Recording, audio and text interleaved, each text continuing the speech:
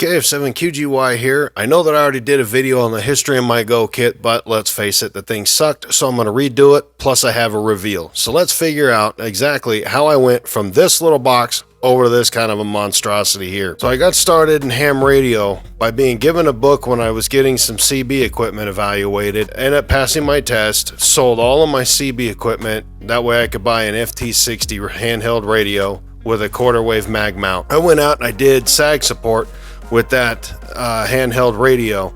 It worked for about a season or two, and then due to a job I ended up having to get pulled out, and I went back over the road as a truck driver. Once I ended up getting back out of a truck, I ended up coming back in, got linked back up with all the guys doing the events and things like that, and especially Mickey, the late KE7NZA. He was in the process of starting up the Utah SAG group, so I went through, and after talking with Mickey, I found out about the Juntei 6188 Plus radio, which was a 25 watt mobile version of a Baofeng. It worked alright. I took that and I built a little Hamo can with a 12 amp hour battery. That radio, I took a Comet SBB5 antenna, which was a no ground plane antenna. I rigged it up so that I could put it onto the box or clamp it onto my canopy. Using the Juntei in the little Hamo can, it worked for about a season or two, and then I ended up getting tired of not being able to do multiple frequencies like I needed to, and especially with some of the challenges that I had. I bought me two Kenwood 710G radios and one Kenwood 71A,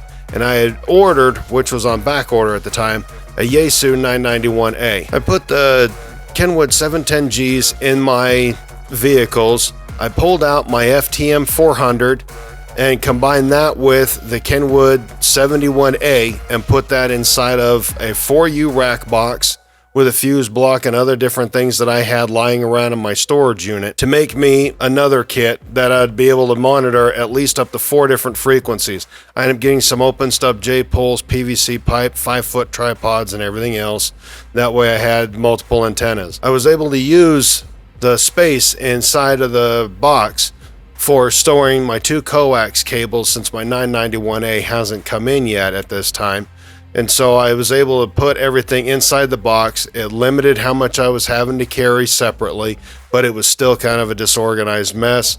But it worked out a whole lot better. I was able to start monitoring 4 frequencies. After the 991A had got in, after being out of stock and on back order, I put that inside the rack box as I had intended in the first place. I bought a small Nuke computer off of Amazon, reused a 24-inch TV that I had as a monitor, and got me some extra peripherals and everything. But by this time I had lost all of the space inside the back of the box that I was using to store my 2 coax cables, and I had even added additional coax cables to the mix because of that 991A. This ended up making it to where everything was being transported in a backpack, totes, tubs, and everything else, and was just absolute disorganized chaos. The antennas also, they ended up requiring me to have tools and things like that to be able to put them up, because they were clamped with pipe clamps or hose clamps and things like that to be able to anchor them to the PVC pipe. So things were really clunky and slow at this time. Once COVID had hit, and everybody was stuck at home and there weren't any events or anything like that going on, I took the time to go back in to and hit the drawing board to try and find out how I can improve on my current system and be able to match things up so that I could actually get on scene as quick as possible and be able to set up and be on the air as fast as possible. As I was going through and doing more things with Aries and learning about some of these different deployments and helping Mickey out with all of his equipment, I found out that one of the best things that I could do is have a system that would be easy to set up, but then after the action, I could have all the time to tear it down. So I went back to the drawing board. I knew the radios that I already had. My system was working. It just didn't allow me to do some of the different things. I didn't have the space for the multiple operators. I didn't have the ability for those other operators to work the radios the way that they needed to. So I needed to find something else to be able to occupy all of that thing, all those things as well. My biggest challenge was actually with that 991A. To try and put this thing in a box with where everything could stay connected, the box would have to go on top of the table. that would end up elevating it, of course, making it hard for the other operators to be able to see the 991A if I put it in there in any kind of an angle. So it had to sit up on top. Not wanting to lift things out and having all that stuff like everybody else did, I decided to try and challenge myself and see if I could do the impossible.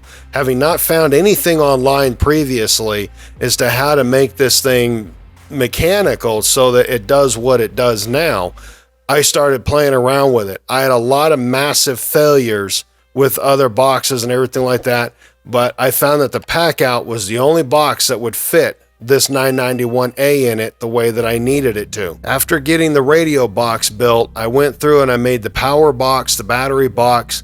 I revamped my antennas and everything so that when you grab that tripod, everything was inside of it. The next thing that I needed to do was to make sure that it was as portable as possible. Now, because of the equipment that I was doing and the intended goal for what my radio kit was supposed to be for, it was basically what you would find inside of a comms trailer. But if we ever have our massive earthquake here, we can't guarantee that you're going to be able to get to your trailer and be able to transport it anywhere that you need to. It's already going to be hard enough for me being in a multi-story building to get this thing outside anyway, but at least it's in small enough modular pieces that I can get it down a stairwell if I needed to. Because if I can't get it down a stairwell, I'm not going to be any help to anybody anyway. So I knew that if the stairwell was at least passable, I can at least get my gear outside and then have it on a cart so I can wheel it to an open area and be able to set up and start conducting operations. So sticking with the idea of everything, I ended up building my antennas. I built all the boxes and everything else, and now I needed something to put it on. So I started building everything on top of a hand truck so that it was on 4 wheels, nice and maneuverable.